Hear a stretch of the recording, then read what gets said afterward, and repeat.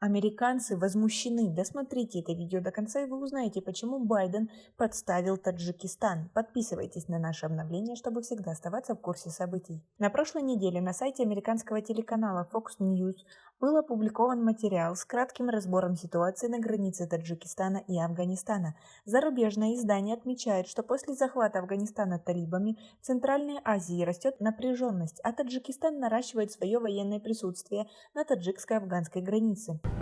Наряду с армией Мансура к границам перебросят и Бадри-313. Это элитное подразделение специального назначения Талибана.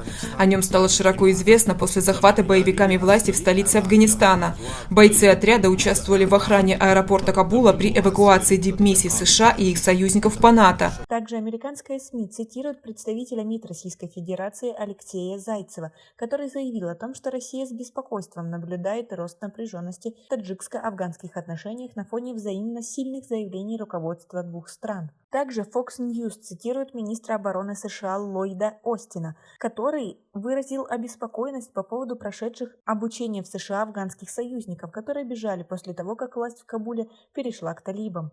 Американский министр впервые официально озвучил информацию об афганских беженцах, которые находятся на территории Таджикистана и Узбекистана. У нас были люди в Узбекистане, но Госдепартамент их проигнорировал. У нас женщина в Таджикистане, которая находится на 9-м месяце беременности. Это один из наших пилотов, и нам нужна помощь в том, чтобы их оттуда забрать, заявил Остин. Как вы относитесь к таким материалам международных СМИ? Свои ответы напишите нам, пожалуйста, в комментарии. Статья всколыхнула раздел комментариев на сайте Fox News. Некоторые пользователи отметили, что с такой политикой Байдена США перестанет играть значимую роль в мировой политике и останется в одиночестве.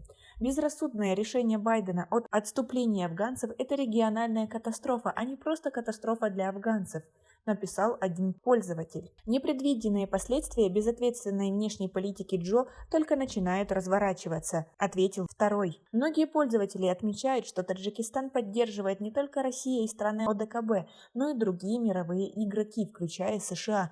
Также читатели Fox News пишут, что Таджикистан усиливает армию не для атаки, а для защиты. Удивительно, как бедный Таджикистан может содержать и развернуть значительную армию, в то время как войска афганского правительства развалились на несколько дней, хотя их обучали почти 20 лет, задался вопросом один пользователь. На что ему ответили: это две разные ситуации. Таджикистан более однороден, а Афганистан – это племенная страна.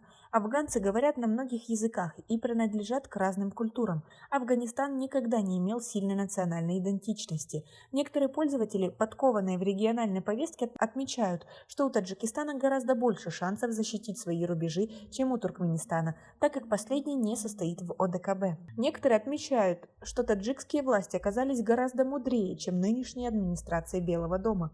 Таджикистан знает о растущей угрозе со стороны талибов уже много месяцев, чего американские спецслужбы не смогли понять, написали пользователи. Еще один читатель американского СМИ отметил, что Пакистан получил по заслугам.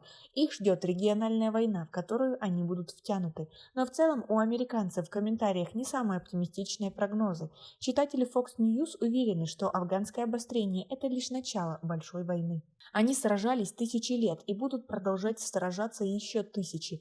Пусть они дерутся между собой, ведь если они очернят собой весь остальной мир, то он превратится в море стекла. Мир может отправлять войска и деньги, и это абсолютно ничего не решает. Лирично описал ситуацию в Афганистане и ее последователя комментатор. А вы с ним согласны или какого вы мнения придерживаетесь? Свои ответы напишите нам, пожалуйста, в комментарии. У нас пока на этом все. Оцените наше видео подпиской и лайком. До скорой встречи.